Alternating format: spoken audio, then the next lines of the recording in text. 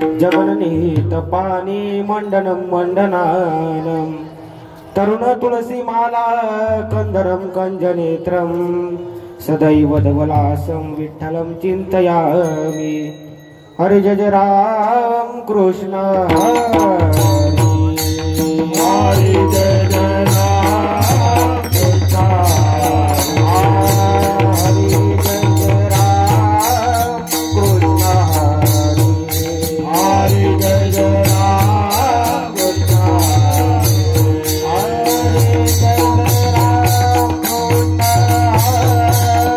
जय जय Ram Krishna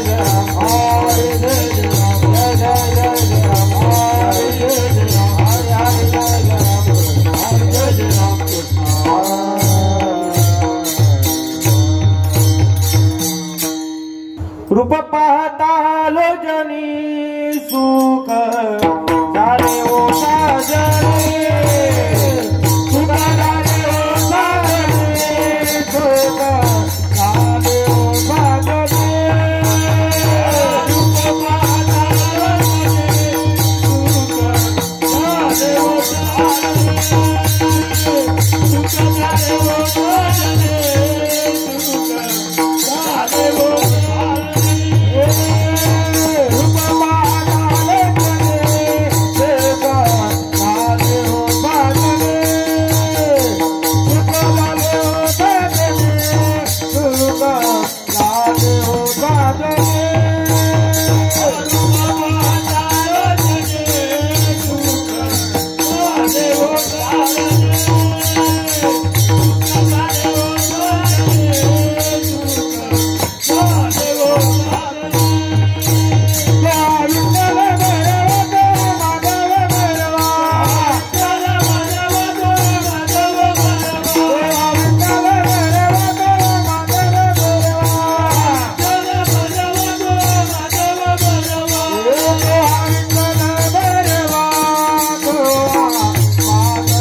Bye.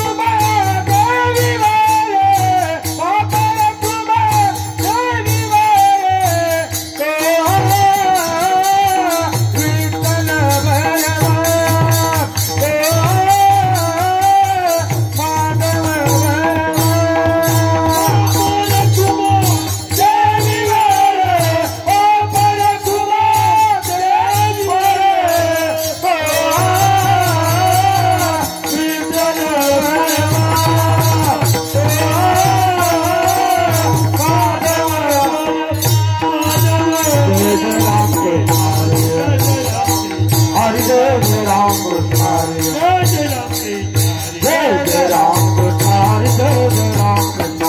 जय राम कृष्ण हरे जय राम कृष्ण हरे जय राम कृष्ण जय राम कृष्ण हरे जय राम।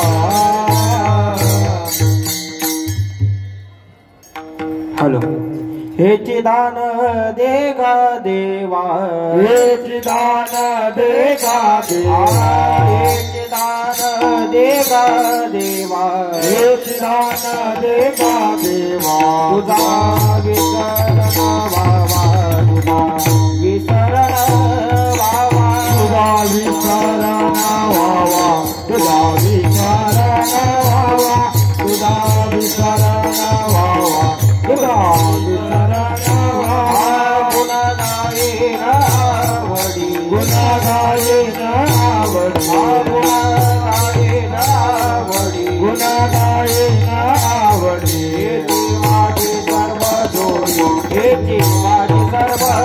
माझे सर्व गोडे माझे सर्व गोडे माझे सर्व गोडे माझे सर्व गोडे मुक्ती धन संपदा नलगे मुक्ती धन संपदा नलगे मुक्ती धन संपदा नलगे मुक्ती धन संपदा संत संग दे सदा संत संग दे सदा संत संग दे सदा संत संग दे सदा संत संग दे सदा संत संग दे गुण गाये ना वडी गुण गाये ना गुण गाये ना गुण गाये ना वडी माझे सर्व गोडे माझे सर्व गोडे माझे सर्व गोडे माझे सर्व गोडे माझे सर्व गोडे माझे सर्व गोडे तुका मने गर्भ तुका मने गर्भ तुका मने गर्भ तुका मने गर्भ तुके घालावे आमाचे तुके घालावे आमाचे तुके घालावे आमाचे तुके घालावे आमाचे तुके घालावे आमाचे तुके घालावे आमाचे गुण गाये ना गुण गाये ना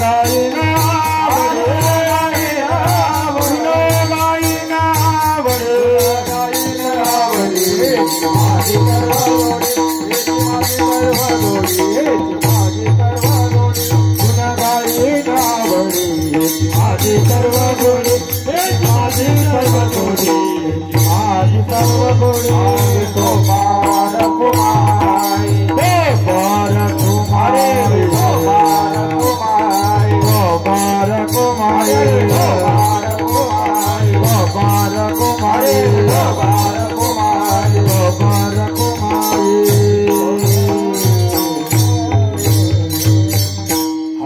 दान देगा देवा एक दान देगा देवा एक दान देगा देवा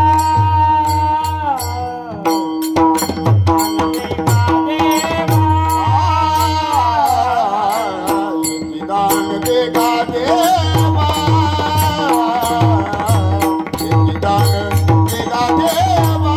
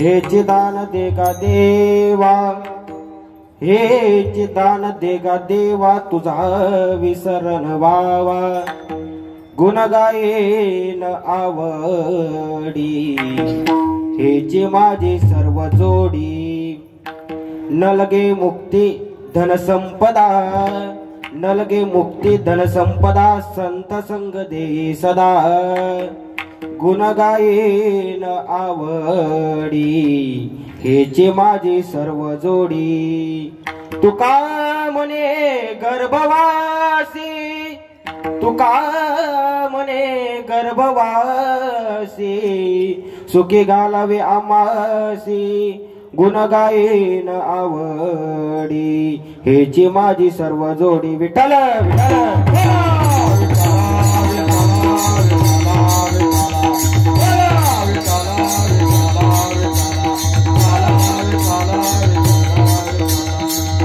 गुरुर ब्रह्मा गुरुर विष्णू गुरुर्देहो महेश्वरा, गुरुर साक्षात परब्रह्म, तस्मै श्री गुरुवे नमः. अलंकापुरी पुण्यभूमी पवित्र, तिथे नांदतो ज्ञान राजा सुपात्र, तया आठविता महापुण्य राशी, नमस्कार माझा श्री सद्गुरु ज्ञानेश्वरासी.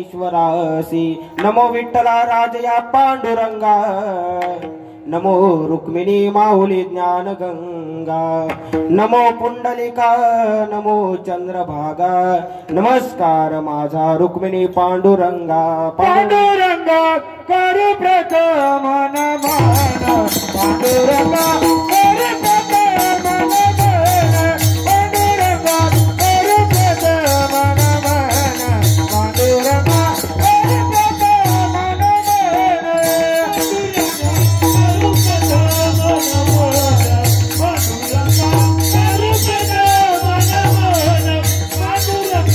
करू प्रथम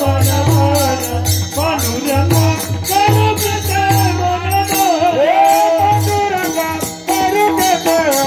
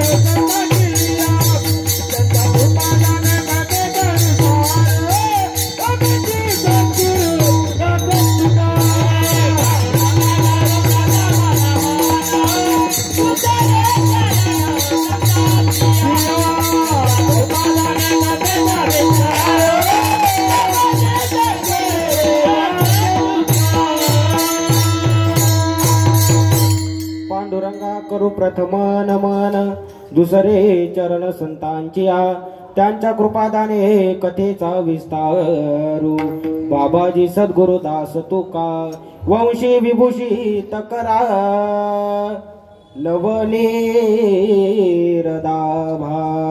पितांबरा धरुण बिंब फला धरोष्टात पूर्णं सुंदरं मुकांद बिंदु नेत्रात् कृष्णं किमिपि पतितत्व अहम न जाने वसुदेव सुतं देव कौसचानूर्यमर्दनं देवकी परमानंदनं कृष्ण वंदे जगद्गुरु कृष्णाय वासुदेवाय हरे परमात्मने प्रणतः क्लेशनाशाय गोविंदाय नमो नमः. ओम नमो ज्ञानेश्वरा करुणाकरा दयाला तुमचा अनुग्रह लादलो पावन झालो चराचरी मी कला कुसरे काहीच नेलो बोलतो वचनाती भाविका तुमचा अनुग्रह लादलो पावन झालो चराचरी एका जनार्दनी तुमचा दास एका जनार्दनी तुमचा दास त्याची आस पुरवावी तुमचा अनुग्रह लादलो पावन झालो चराचरी. नमो ज्ञानेश्वरा नमो ज्ञानेश्वरा निवृत्ती उदारा सोपान देवा मुक्ताबाई नमो त्रिभुवन पावनी आदत्रे जननी देवाची 2 मिनिटं सर्वांनी ज्ञानोबारायांचं भजन करा. ज्ञानोबाराया माझा तुकोबाराया ज्ञानोबाराया ज्ञानोबाराया तुकोबाराया सर्वांनी टाळी वाजवा टाळी. ज्ञानोबाराया माझा तुकोबाराया ज्ञानोबाराया माझा तुकोबाराया ज्ञानोबाराया माझा तुकोबाराया ज्ञानोबाराया माझा तुकोबाराया ज्ञानोबाराया माझा तुकोबाराया ज्ञानोबाराया माझा तुकोबाराया ज्ञानोबाराया माझा तुकोबाराया ज्ञानोबाराया माझा तुकोबाराया ज्ञानोबाराया माझा तुकोबाराया ज्ञानोबाराया माझा तुकोबाराया ज्ञानोबाराया माझा तुकोबाराया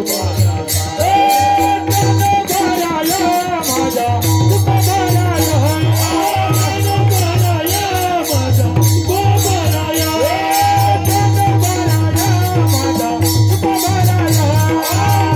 ज्ञानोबाराया माझा तुकोबाराया ज्ञानोबाराया माझा तुकोबाराया ज्ञानोबाराया माझा तुकोबाराया ज्ञानोबाराया माझा तुकोबाराया ज्ञानोबाराया माझा तुकोबाराया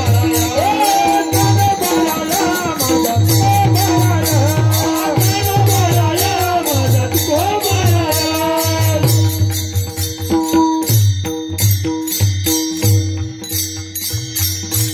वचन ऐका कमलापती माझी रंकाची विनंती कर जोडितो कथे काली आपण असावे जवळ विठ्ठल विठ्ठल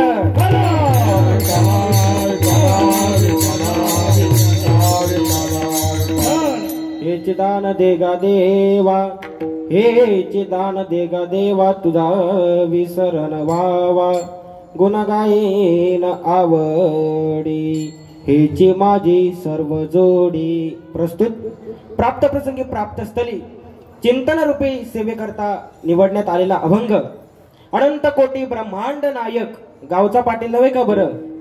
गावचा पाटील नव्हे तालुक्याचा सुद्धा पाटील नव्हे महाराष्ट्राचा सुद्धा पाटील नव्हे भारताचा सुद्धा पाटील नव्हे अवघा विश्वाचा ज्याला आपण पाटील म्हणतो.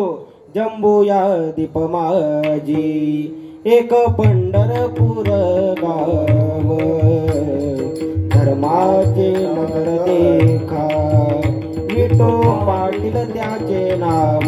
काय विठू पाटील त्याचे नाव अवघ्या विश्वाचा पाटील श्री पांडुरंग परमात्मा आणि त्या पांडुरंग परमात्म्याचे जीवलक असे असणारे भक्त श्री संत जगद्गुरु तुकोबाराय.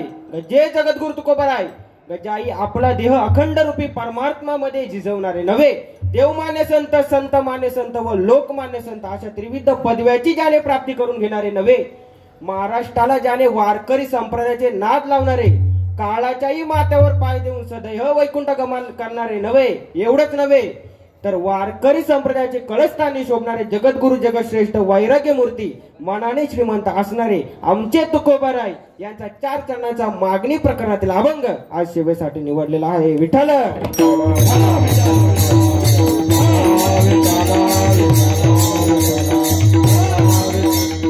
सेवेला सुरुवात करण्यापूर्वी किन निमित्ताने ही सेवा माझ्या वाटेला आले हे सांगणं कीर्तनकाराचं आद्य कर्तव्य, वक्त्याचा आद्य कर्तव्य. मोजे चालू असलेली आपली श्री क्षेत्र गोळभन ते श्री क्षेत्र आळंदी पायी वारी आणि वर्ष 14वे. आणि या पायी वारी चालत असताना दल मजत करत करत आपण खऱ्या अर्थाने 10व्या दिवशी आज आलेलो आहे. आणि 2 मुक्काम खऱ्या अर्थाने आपल्या आज आळंदीला झालेले आहेत. आणि या 10व्या दिवसाची खऱ्या अर्थाने कमिटीच्या वतीने, पायी दिंडी सोहळ्याच्या आणि तुम्हा सर्व भाविकांच्या वतीने मज सारख्या बाल वारकड्याकडे खऱ्या अर्थाने ही कीर्तन सेवा देण्यात आलेली. प्रथमतः मी सर्वांचं मनापासून आभार करतो आणि कीर्तनाला प्रारंभ करतो. विठ्ठल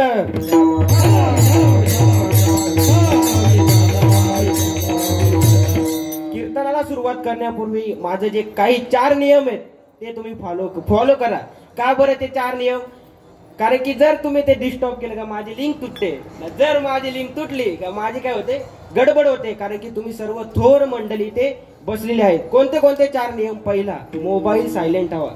बरेचदा कीर्तनामध्ये काय होतंय, मोबाईल वाजतो आणि मोबाईल वाजल्यानंतर मग कीर्तनकार काय होतं, थोडा डिस्टर्ब होतो, त्यामुळे मोबाईल सायलेंट हवा. दुसरा, कोणीही कीर्तनामध्ये उठू नका. बरेचदा कीर्तनामध्ये भाविक भक्त उठतात, म्हणून त्यामुळे कोणीही कीर्तनामध्ये उठू नका. आणि दुसरा, जे सासवा सुनांचा बाता असतात त्या कृपया करू नका. अहो आपण कीर्तनामध्ये बसलोय, कीर्तन म्हणजे खाऊ नये. कीर्तन म्हणजे कीर्तन चांग, कीर्तन चांग,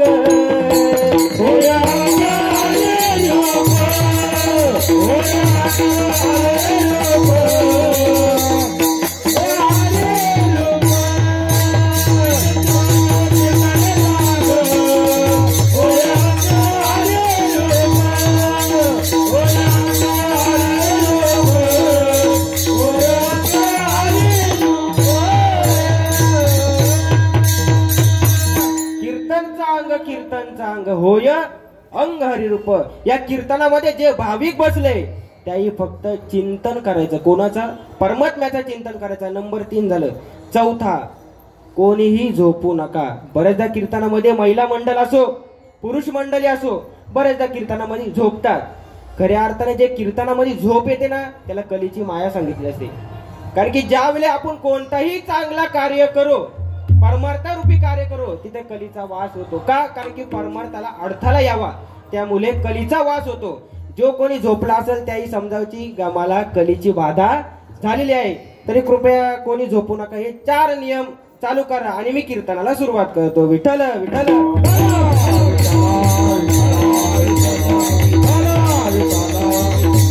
या भूलोकाचा, या मृत्यू लोकाचा जर विचार करायला गेलो तर या भूलोकामध्ये 3 वर्ग येतात. कोणते कोणते 3 वर्ग? पहिला, देव अवतार धारण करतो. दुसरा कोण? मनुष्य आणि संत या लोकावर येतात. देव बरं या भूलोकावर का येतात? काहीतरी त्याच्या मागे कारण असेल. भगवद्गीतेमध्ये अध्याय 4 7वा क्रमांकाचा श्लोक आहे. यदा यदा हि धर्मस्य ग्लानिं भवति भारत अद्भुतानम धर्मस्य तदात्मानं सुजाम्य. यदा यदा, जेव्हा जेव्हा धर्मस्य, धर्मावर ग्लानी, गालबोट लागलं जातं, त्यावेळी भगवंत स्वतः प्रगट होतो. स्वतः प्रगट होतो आणि धर्माचे काय करतो? रक्षण करतो. ज्ञानोबराय सुद्धा ज्ञानेश्वरीमध्ये ओवीमध्ये सांगतात. अध्याय क्रमांक 4 आणि 49 वेळी, जे धर्म जात अवघे युगायुगी म्या रक्षवे, आईचा कोगु हा स्वभावे आद्य असे. ज्या वेळेला धर्मावर ग्लानी येते देव स्वतः प्रगट होतो. स्वतः प्रगट होतो. धर्म रक्षावया, धर्म रक्षावया अवतार घेते, धर्म रक्षावया अवतार घेते, धर्म रक्षावया अवतार घेते, धर्म रक्षावया अवतार घेते. ये अकुल परसे बात जना, अकुल परसे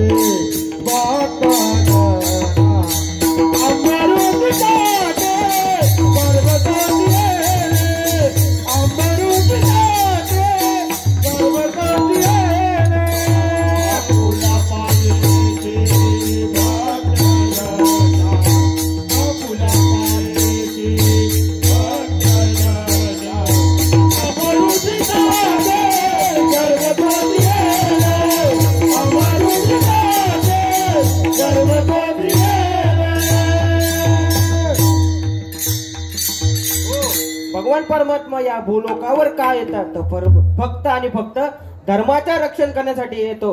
अजून का बरं भगवान परमात्मा या भूलोकावर येतो तर 8व्या क्रमांकाचा श्लोक 4थ्या मधला परित्राणाय साधूना विनाशाय च दृष्टिता धर्म संस्थापनाताय संभवामी युगे युगे. त्यावेळी साधू आणि संतांच्यावर संकट येतं आणि दृश्य लोक राक्षस या भूलोकावर माजले जातात. त्यांचा संहार करण्यासाठी भगवान परमात्मा अवतार येतो. चक्रगदा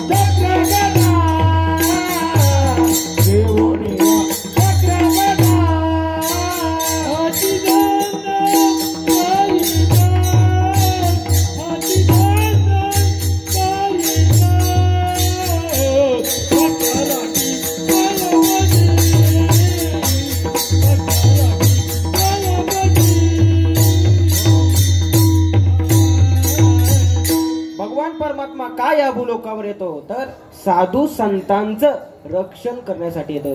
ते वेळी आपुल्याची कैवारे मी साकार होऊन अवतरे मग अज्ञानाचे अंधारे गिलून निघाले. का बरं भगवान परमात्मा येतो तर साधू आणि संतांचं रक्षण करतो आणि जे राक्षस या भूलोकावर या मृत्यू लोकावर माजला आहेत त्यांचा संहार करण्यासाठी येतो. विठ्ठल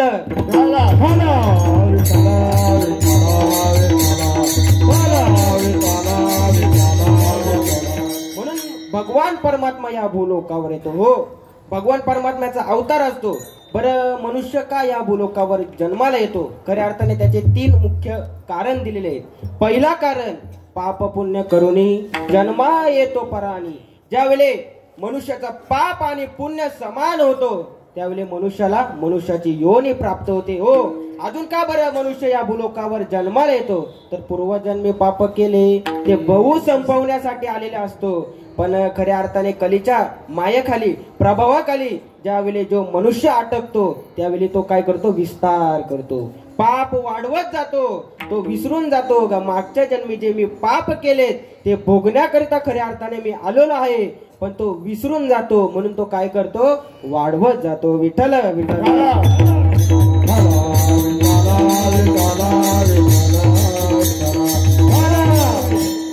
कारण 2. आता कारण 3 का बरं मनुष्य या भूलोकावर जन्माला येतो तर वासण्याकरिता खऱ्या अर्थाने मनुष्य या भूलोकावर जन्माला येतो. तुम्हाला दृष्टांत पटवून देतो, सोप्या भाषेत पटवून देतो. एक संत होतं, त्यांनी संपूर्ण खऱ्या अर्थाने संपूर्ण याचा त्याग केला होता, संसाराचा त्याग. काही नाही, फक्त लंगोटी आणि कमंडलू हातात घेऊन, बस दुसरा काही नाही. बस देवाचं नाम चिंतन, सतत नाम चिंतन, रामकृष्ण रामकृष्ण सतत देवाचं भजन करायचं.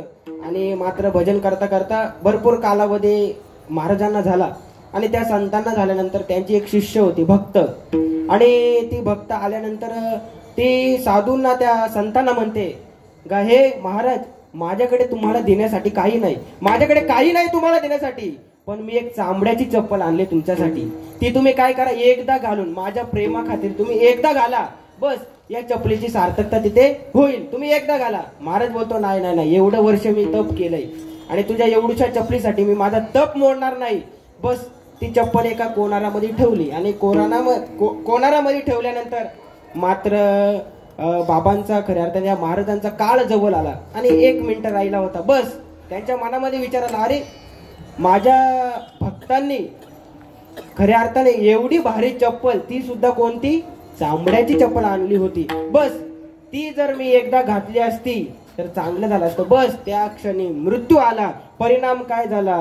झाला हा चांभार रोईला, झाला हा चांभार रोईदास, झाला हा चांभार रोईदास, झाला हा चांभार. काय परिणाम काय झाला? झाला हा चांभार रोहिदास. अख्खा आयुष्य रोहिदास महाराजांना काय करावं लागलं? तर चप्पल हातामध्ये घेऊन शिवावी लावली. शिवावी परिणाम का? फक्त घाला. फक्त काय घाल्यामुळे खऱ्या अर्थाने काय परिणाम होतो? विठ्ठल विठ्ठल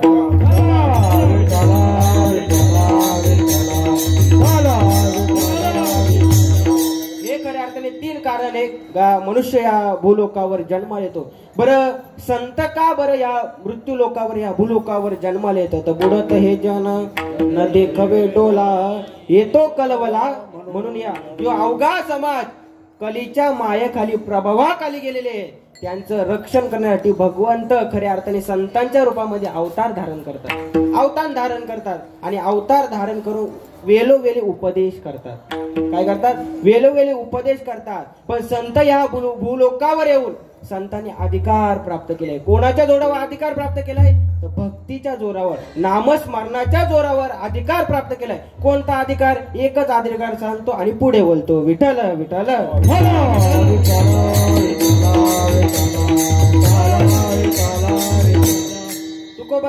तुकोबाराय या मनुष्याच्या योनीमध्ये जन्माला आले होते आणि मनुष्याच्या योनीमध्ये जन्माला येऊन तुकोबारायने भक्तीच्या जोरावर एवढा अधिकार प्राप्त केला होता, एवढा अधिकार प्राप्त केला होता का खऱ्या अर्थाने जो काल अवघ्या जगाला ग्रासतो त्या कालाच्याही माथ्यावर पाय देऊन माझे तुकोबाराय कुठे गेले होते? वैकुंठाला गेले होते. खऱ्या अर्थाने या भूलोकाचा नियम आहे.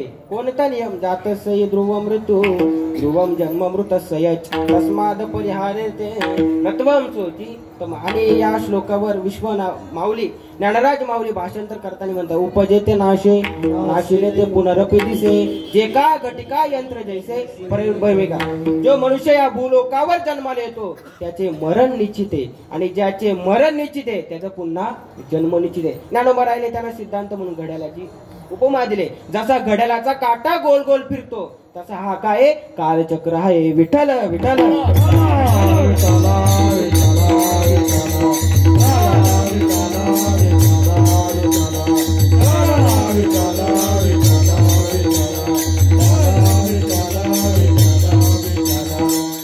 तुकोबाराय सुद्धा या भूलोकावर आले. तुकोबाराय सुद्धा या भूलोकावर आले. पण तुकोबाराने एवढा अधिकार प्राप्त केला जो काल अवघ्या जगाला ग्रासतो त्या कालाच्याही माथ्यावर पाय देऊन माझे तुकोबाराय कुठे गेले होते? वैकुंठाला गेले होते. जगा काल काय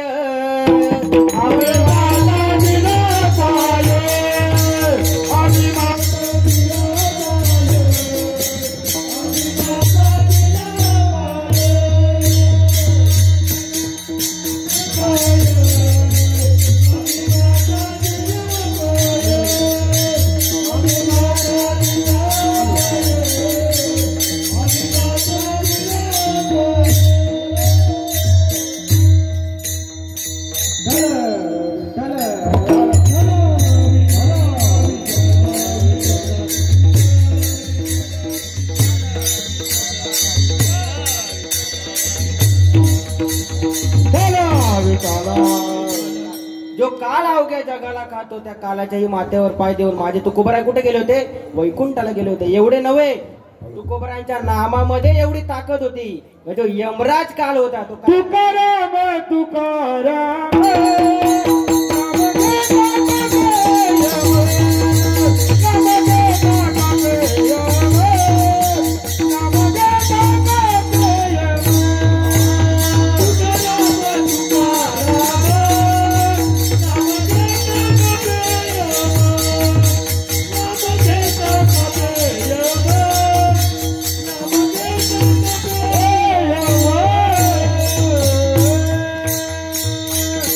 तुकोबारायांचा अधिकार प्राप्त होता का? तुकाराम तुकाराम नाम घेता कापे भाव. तो यमराज सुद्धा थरथर कापायचा. कोणाच्या नामामध्ये? तर तुकोबारायांच्या नावामध्ये. एवढी पावर खऱ्या अर्थाने ताकद तुकोबारायांच्या नामामध्ये होती. खऱ्या अर्थाने तुकोबारायांनी तो अधिकार प्राप्त केला होता. कोणाच्या जोरावर अधिकार प्राप्त केला होता? तर भक्तीच्या जोरावर. आणि बस एवढा अधिकार प्राप्त करून तुकोबाराय खऱ्या अर्थाने देवाच्या भेटीला गेले. आणि मात्र देवाच्या भेटीला गेल्यानंतर देव बघतो तर खाली मान घालून बघतो. अरे तुकोबाराय देवाला प्रश्न करतात का? हे देवा, मी तुझ्या भेटीला आलोय, तू मला पहा. आणि मात्र देव मान खाली असताना देव म्हणतो का? हे तुकोबाराय, तुमचं माझ्यावर एवढं ऋण झालं, एवढं ऋण झालं, त्या ऋणामधून उतराई करण्यासाठी तुम्ही काहीतरी माझ्याकडे मागा, काहीतरी माझ्याकडे मागा. पण तुकोबराय सांगतात काही मागणे आम्हा अनुचित.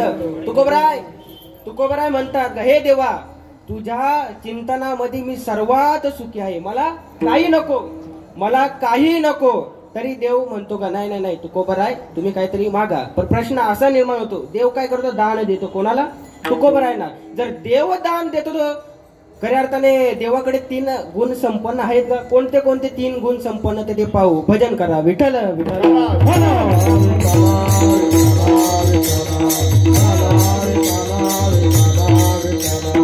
कोणते 3 गुण? पहिला, उदारता देवाकडे आहे का? दुसरा, देव धनवान आहे का? आणि तिसरा म्हणजे देव स्वातंत्र्य आहे का? एक मुद्दा आपण पाहू आणि पुढे बोलू. पहिला, देव किती उदार आहे तर तुम्हाला एक मी दृष्टांत पटवून देतो. उपमन्यू बालक तुम्हाला माहित असेल का? उपमन्यू बालक काय करायचा का? त्याची आई खूप गरीब असायची, खूप गरीब होता तो. आणि मात्र त्याची आई काय करायची, जे पीठ होतं तांदळाचं त्याच्यामध्ये पाणी ओतून घाटलून आणि त्या उपमन्यूला प्यायला द्यायचे. काय समजून? दूध समजून प्यायला द्यायचे. आणि बस रोजचा असा तो दूध प्यायचा. आणि एकदा का तो त्याच्या मित्रा घरी गेला आणि मित्रा घरी गेल्यानंतर मात्र तिथं असं भरपूर पक्वान केले होते. आणि पक्वान केल्यानंतर मात्र पोळी केली होती. आणि पोळी सोबत काय लागतंय? दूध लागतंय. बस पोळी केली होती आणि मात्र ती पोळीचा उपमन्यूने घास घेतला आणि दुधामध्ये बुडवला. आणि दुधामध्ये बुडवल्यानंतर ती पोळीचा एक घास काढला आणि नंतर त्याला काय लागला? घास लागला. उपमन्यू बोलतो का थांब मी दूध पिऊन बघतो. आणि मात्र तो दूध प्यायला आणि तो बोलतो अरे तुमचं दूध असं कसं काय लागतो? काहीतरी दुधामध्ये काय तुमचा फॉल्ट आहे, काहीतरी पाणी तरी जास्त ओतलंय, नाही तर काहीतरी आहे, तुमचं दूध योग्य नाही. आणि तो मित्र म्हणतो नाही आमची स्वतःची काय गाय आहे, निघतच आईने दूध काढून आणलेलं आहे. मात्र मग उपमन्यूला समजलं का हे काय खरं दूध आहे, माझी आई जे दूध देते ते काय खोटं आहे. बस पाय आपटप थप थप गेला आईकडे. आईला म्हणतो का हे आई मला आत्ताचे आता खरं दूध दे. आणि मात्र आई म्हणते का हे उपमन्यू बाला मी तुला खरं दूध देऊ शकत नाही, आपण खूप गरीब आहे, गाय नाही आपल्याकडे, त्यामुळे मी तुला काय देऊ शकत नाही, दूध देऊ शकत नाही. नाही उपमन्यू बालक काय करा हट्टाला पेटला. नाही आई मला दूध पाहिजे म्हणजे पाहिजे.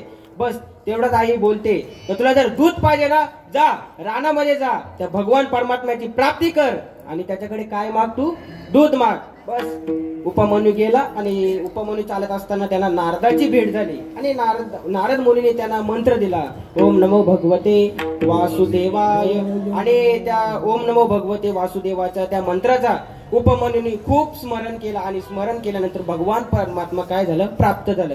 आणि भगवान परमात्मा प्राप्त झाल्यानंतर मग मात्र भगवान परमात्मा उपमन्यूला सांगतो का हे उपमन्यू बाला माग तुला काय पाहिजे. उपमन्यू बाला म्हणतो भगवंत मला काय करतो ते 1 वाटी दूध फक्त दे. माझा भगवान परमात्मा एवढा उदार आहे तर 1 वाटी काय अवघा त्याला क्षीर सागर दिला.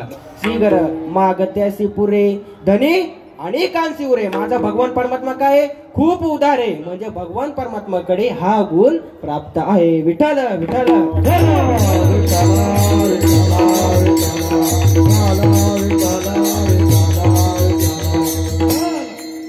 मग प्रश्न असा निर्माण होतो का भगवान परमात्मा धनवान आहे का?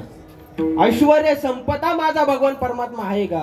अहो माझा भगवान परमात्मा एवढा ऐश्वर्य संपदा आहे का जी लक्ष्मी मातेला आपण घरोदारी पूजत असतो, तिच्याकडे आपण सतत धनाची प्राप्ती करण्यासाठी जप करतो, तप करतो, पूजा करतो. ही लक्ष्मी माता काय करते तर माझ्या भगवंताचे पाय लक्ष्मीचे हाती लक्ष्मीचे हाती लक्ष्मीच्या हाती लक्ष्मीच्या हाती लक्ष्मीच्या हाती लक्ष्मीच्या हाती लक्ष्मीच्या हाती लक्ष्मीच्या हाती मदनियावे का कुलते यावे का कुलते यावे का कुलते यावे का कुलते अनावात हरी अनावात हरी अनावात हरी अनावात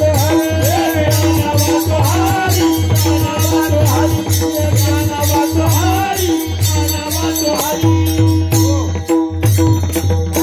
माझा भगवंत काय आहे तर ऐश्वर संपदा आहे का जी लक्ष्मी माता भगवान परमात्म्याचं पाय दाबते, म्हणजे भगवान परमात्माकडे हे 2 गुण प्राप्त आहेत। आता तिसरा गुण म्हणजे काय, भगवान परमात्मा माझा स्वातंत्र्य आहे का, स्वातंत्र्य। आता तुम्ही बोला स्वातंत्र्य आणि पारतंत्र मध्ये फरक काय, प्रश्न निर्माण होतो, फरक काय। आता तुम्हाला मी पारतंत्र थोडक्यात पडून देतो। उदाहरणार्थ आपण दिंडीची वर्गणी मागायला गेलो, पासबुक तो चेकबुक ते काय पावती असते, पावती बुक ते घेऊन आपण उदाहरणार्थ मागायला जातो घरोदारी, आणि त्या मनुष्याला आपण सांगतो गे बाबा आपली दिंडी अमुक अमुक टाइमाला निघणार आहे, तू काही दान देतो का, तू काही देतो का देणगी। तो बोलतो ठीक आहे, पाहिजे तेवढी ली, 10,000 ले 20,000 ले, पाहिजे तेवढे दी, पण तिला विचारू दे पहिले काय आहे, तिला विचारू दे। म्हणजे पैसे सुद्धा स्वतःच, उदारता सुद्धा आहे, पण त्याच्याकडे काय नाही, स्वातंत्र्यता नाही। मग भगवान परमात्माकडे स्वातंत्र्यता आहे का, वृक्षाची या पान आले त्याची सत्ता। अहो माझा भगवान परमात्मा एवढा एवढा स्वातंत्र्य आहे।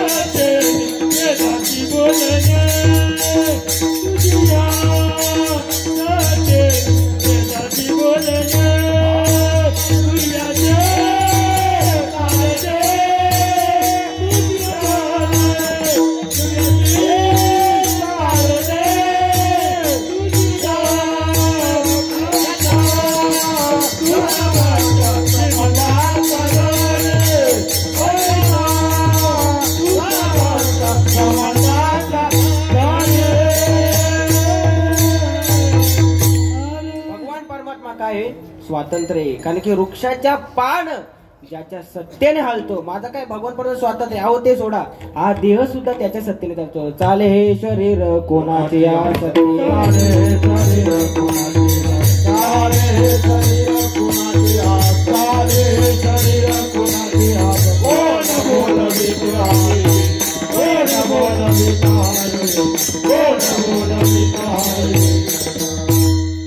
हा देह सुद्धा त्याच्या सत्तेने चालतो, कारण की आपण कोणी पतंग आहेत, पतंग। पांडुरंगा मी पतंग तुझ्या हाती धागा, पांडुरंगा मी पतंग तुझ्या हाती धागा, पांडुरंगा पांडुरंगा पांडुरंगा पांडुरंगा पांडुरंगा मी पतंग तुझ्या हाती धागा। काय म्हणतात, पांडुरंगा मी पतंग तुझ्या हाती धागा। आपण कोण आहेत, पतंग आहोत, पण आपल्याला चालवणारा ओढणारा धागा त्या भगवान परमात्माकडे, भगवान परमात्माकडे। हा देह पंचतत्वांपासून बनलेला आहे, अग्नी वायू जल आकाश आणि पृथ्वी या पंचतत्वांचा केला पतंग, धागा लावेला नीला रंग, आणि तो धागा नीला रंगाचा म्हणजे आत्मा आपल्या देहामध्ये टाकलाय, आणि हा देह काय करतो, चालत असतो। म्हणून आपला दोरा कोणाच्या हातात येतो, भगवान परमात्म्याचा आहे। तुम्हाला एक दृष्टांत थोडक्यात पटवून देतो का, तुम्हाला समजेल। आपला रिमोट कोणाच्या हातात आहे। आता बरेचदा दिंडीला आलेले असतात महिला मंडळ, आणि महिला मंडळ दिंडीला गेले का तो नातू अगोदर पाठीमागे लागलेला असतो, तुम्ही दिंडीला जाल ना, मला रिमोट कंट्रोलची गाडीच घेऊन या, काही करा पण मला ती रिमोट कंट्रोलची कार पाहिजे, बाकी मला तुम्ही सांगू नका बस। आणि बरेचदा महिला शॉपिंग साठी आलेल्या असतात असो, आणि बस आता सेल पण लागलेला आहे, 100 रुपयामध्ये काहीतरी रिमोट कंट्रोलची कार, बस 4-5 घेऊन चालला असतील। आणि त्या रिमोट कंट्रोलच्या कारचा जर तुम्ही टक लावून विचार केला ना, तर तो नातू काय करतो, ती रिमोट कंट्रोलची कार असते ना, पुढचा बटन दाबला गाडी कुठे जाते, पुढे जाते, मागचा बटन दाबला गाडी कुठे येते, मागे येते, उजवीकडचा बटन दाबला का उजवीकडे जाते, आणि डावीकडचा बटन दाबला का गाडी कुठे जाते, डावीकडे जाते, आणि स्टॉपचा बटन दाबला का गाडी थांबते। पण आपण कोण आहोत, तर कार आहोत, पण आपल्याला चालवणारा रिमोट कोणाच्या हातात आहे, तर त्या भगवान परमात्म्याच्या हातात आहे। भगवान परमात्म्याने पुढचा बटन दाबला का आपण पुढे जातो, मागचा बटन दाबला का मागे येतो, आडवीकडचा दाबला का आडवीकडे जातो, उजवीकडचा दाबला का उजवीकडे दाबतो, आणि वरचा दाबला का वरती जातो। विठ्ठल विठ्ठल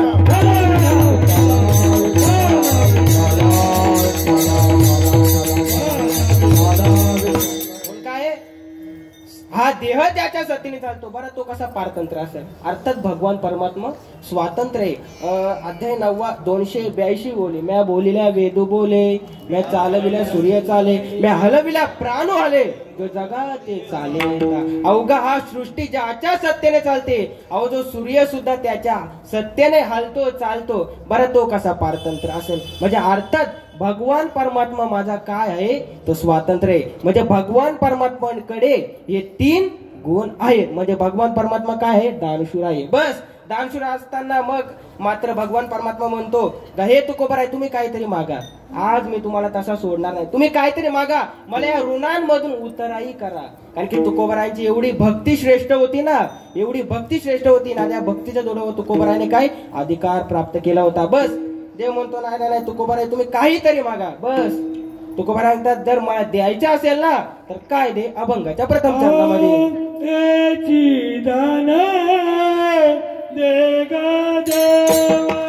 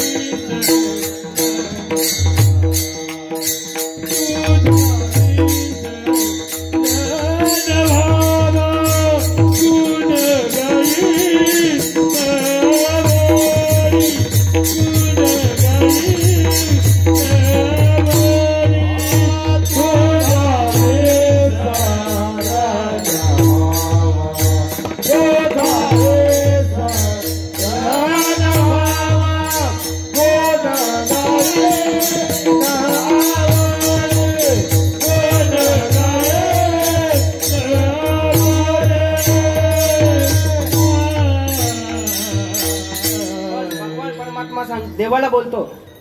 देव बोलतो तुकोबरांना का हे तुकोबरा आहे तुम्ही काहीतरी मागा. आणि मग मात्र तुकोबरा म्हणतात देवा जर मला द्यायचेच असेल ना, जर तुला इच्छा आहे ना मला द्यायचे तर काय दे? हे दान दे गा देवा, तुझा विसर न व्हावा. काय तुकोबरा म्हणतात देवा मला तुझा विसर नाही झाला पाहिजे. का बरं विसर नाही झाला पाहिजे असं तुकोबरा म्हणतात? यदा कदाचित जर भगवंताचा जर आपल्याला भगवंताचा विसर पडला तर आपण या मायावी कलीच्या प्रभावाखाली काय करू? अडकू, या फासामध्ये अडकू. म्हणून तुकोबरा म्हणतात मला तुझा विसर न पडला पाहिजे. विठ्ठल विठ्ठल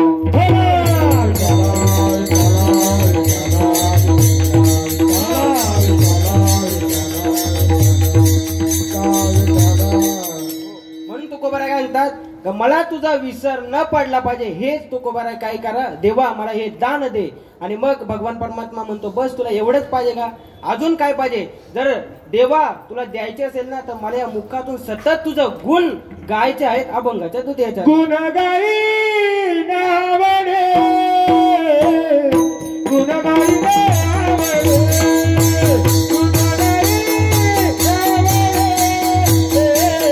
गुण गाई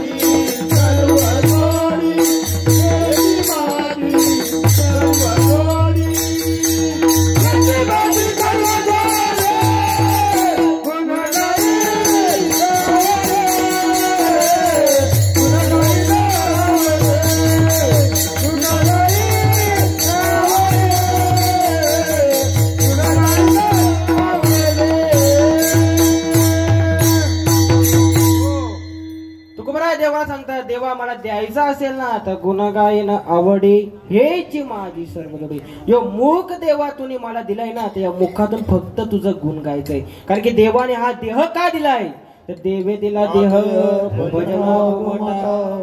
तोंड देवाने का दिलंय, तर देवाचं नामस्मरणासाठी दिलेलंय. कान का केलंय, तर डोळे तुम्ही घ्या रे सुख, पहा विठोबाचे मुख, तुम्ही ऐका रे कान माझ्या विठोबाचे गुण.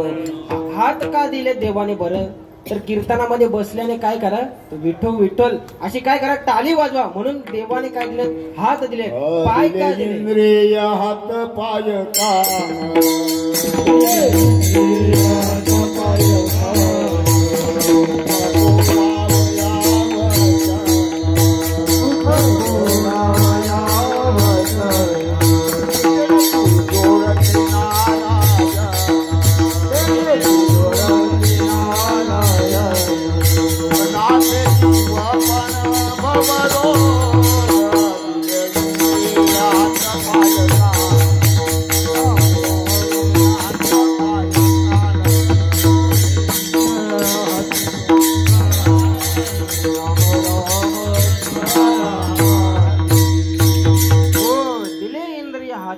कान. देवाने का बरं हा देह दिलाय, तर फक्त देवाचं भजन करण्यासाठी. हे पाय का दिले, तर तीर्थयात्रेला लागते.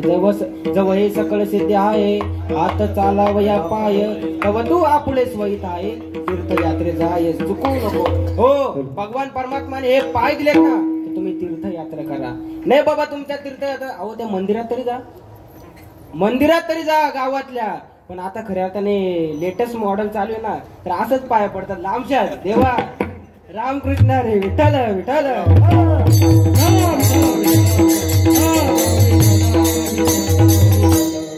कारण की देह कधी जाईल याचा भरोसा नाही.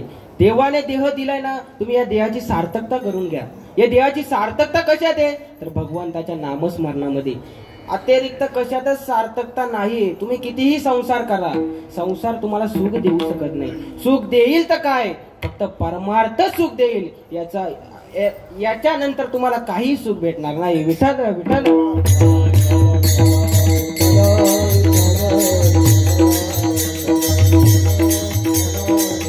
हो, म्हणून तुकोबाराय सांगतात, माझ्या मुखामध्ये सतत तुझं गुण राहू दे, गुण राहू दे. यदा कदाचित जर माझं सतत तुझं गुण माझ्या मुखात राहिलं ना, तर मी काय करेल, तर या कलीच्या फास्यामध्ये अटकणार नाही. मी अटकणार नाही. ज्यावेळी मी वाईट मार्ग जर उचलायला जाईल, त्यावेळी माझा काय, तुझा चिंतन असेल, तुझा चिंतन असेल. त्यामुळे मी चिंतनामध्ये, त्या चिंतन एवढा माझं होईल का मी काय वाईट मार्गाला जाणार नाही. म्हणून गुणगायन आवडी हेची माझी सर्व जोडी. या मुखाची सार्थकता तेव्हाचे ज्यावेळेस तुम्ही नामस्मरण कराल, तेव्हाच्या मुखाची सार्थकता. या देहाची सार्थकता तेव्हाचे ज्यावेळेस तुम्ही भजन कराल. या देहामध्ये खऱ्या अर्थाने तेवढीच सार्थकता आहे. विठ्ठल विठ्ठल.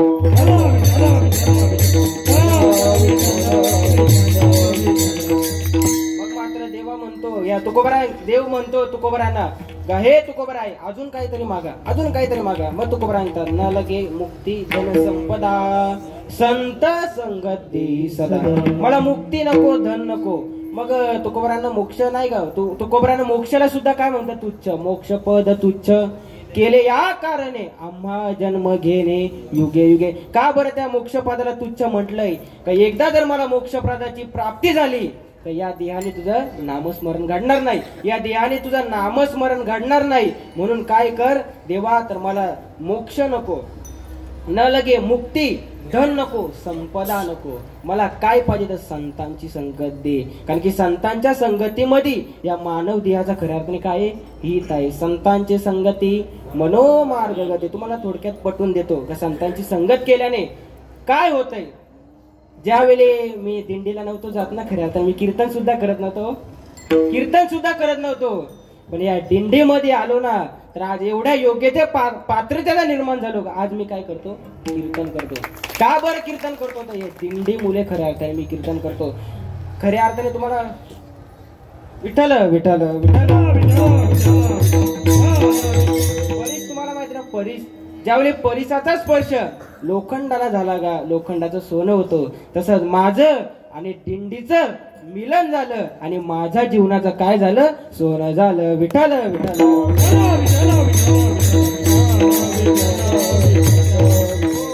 का बरं सोनं झालं? कारण की तुम्हा सारख्या थोर संतांची मला काय झाली? तर भेट झाली. त्यामुळे माझं जीवनाचं काय झालं? सोनं झालं. म्हणून तुकोबा सांगतात मला काय पाहिजे? तर फक्त काय पाहिजे? संतांचीच संगत पाहिजे.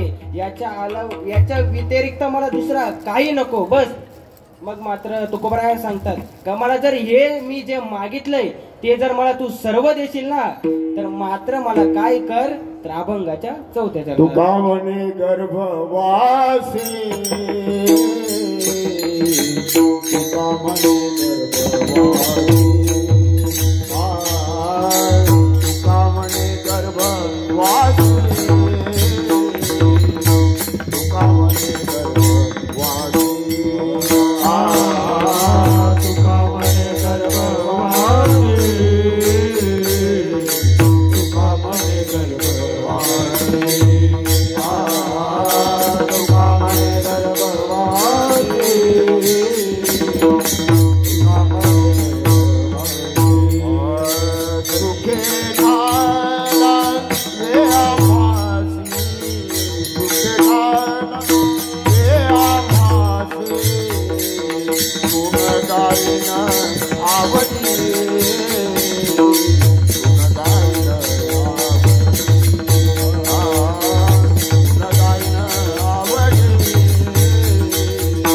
गुणगायन आवडी, सुखे खाला रे आभासी, सुखे खाला रे आभासी, गुणगायन आवडी,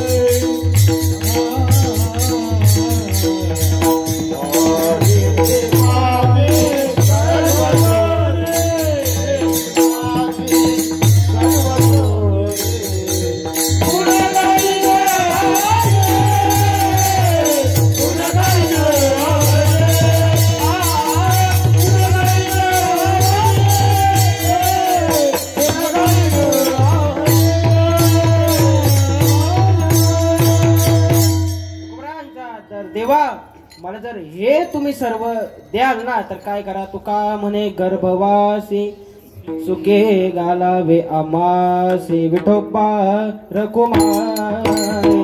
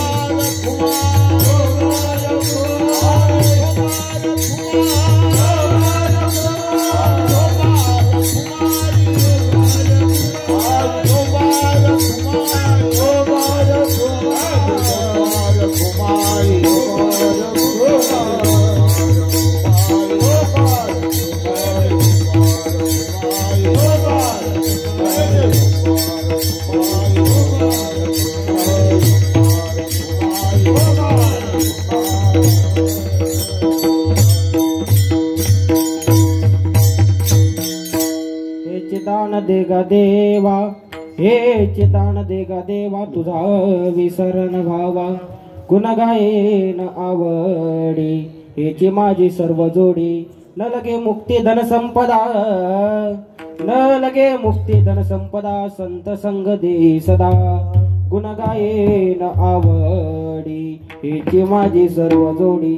तुका म्हणे गर्भवासी, तुका म्हणे गर्भवासी, सुखी घालावे आमासी.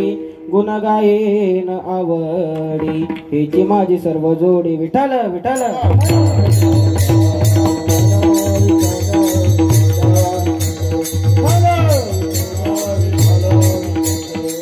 यथामती यथा अवकाश अभंगावर चिंतन मांडण्याचा प्रयत्न केला. जे काही चांगलं असेल ते गुरुवर्य गणेश बाबा भालेराव, तसेच गुरुवर्य योगेश महाराज गरज त्यांच्या सानिध्यात राहून, तसेच तुम्हा आम्हाच्या मांडीला लागून जो खऱ्या अर्थाने या दिंडीमध्ये जो परमार्थ मी शिकलोय, तोच परमार्थ खऱ्या अर्थाने आज मी मांडण्याचा प्रयत्न केला. जे काही चांगलं असेल ते गुरुवर्यांचं, आणि जे काही वाईट असेल ते माझ्या बुद्धीचा दोष समजून मला काय करा, तुम्ही परत करा. मी प्रत्येक कीर्तनात सांगत असतो, माझं दोन्ही खिचं मोकलं असतं, दोन्ही खिचं मोकलं असत. जे काही माझं चुकलं असतील ना, उदर अंतःकरणाने तुमचा मुलगा समजून, तुमचा भाऊ समजून, तुमचा मित्र समजून मला काय करा, परत करा. मी माझ्या खिच्यात भरेल, रिपीट करेल, आणि काय करेल, पुन्हा तुमच्या समोर मांडण्याचा प्रयत्न करेल. त्यामुळे जे काही चुकलं असेल ते माझ्या बुद्धीचा दोष समजून मला काय करा, परत करा. या ठिकाणी खऱ्या अर्थाने वयानेही मोठे, अनुभवानेही मोठे आणि ज्ञानानेही मोठे व्यक्ती खऱ्या अर्थाने आज इथे आहेत. तसेच नामवंत कीर्तनकार आहेत, गायक आहेत, वादक आहेत. सुंदर अशी काही साथ दिली. विशाल महाराज असतील, विनेकरी आमचे बाबा असतील, गायक मंडळी असेल, गंधर्व मंडळी असेल. खऱ्या अर्थाने आज मी इथे उभा आहे ते आमचे माझे भाऊ साईनाथ महाराज बेलवले, ज्याही मागच्या कीर्तनामध्ये मला संधी दिली म्हणून मी खऱ्या अर्थाने काय इथे उभा आहे, नाही तर खऱ्या अर्थाने मी इथे उभा नसतो. आणि तसेच आमचे बाबा असतील, विठ्ठल बाबा, ज्यांचे खूप मला आशीर्वाद असतो, ज्यांच्या प्रेरणेने मी खऱ्या अर्थाने इथे उभा आहे.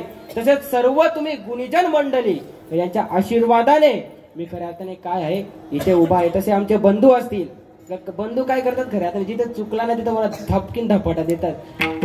खऱ्या अर्थाने मला बंधू मारतात, पण बंधू का मारतात तर चांगल्यासाठी मारतात. पांडुरंग पकवाद वाजवता येत नाही ना, तू बस बस आणि वाजव.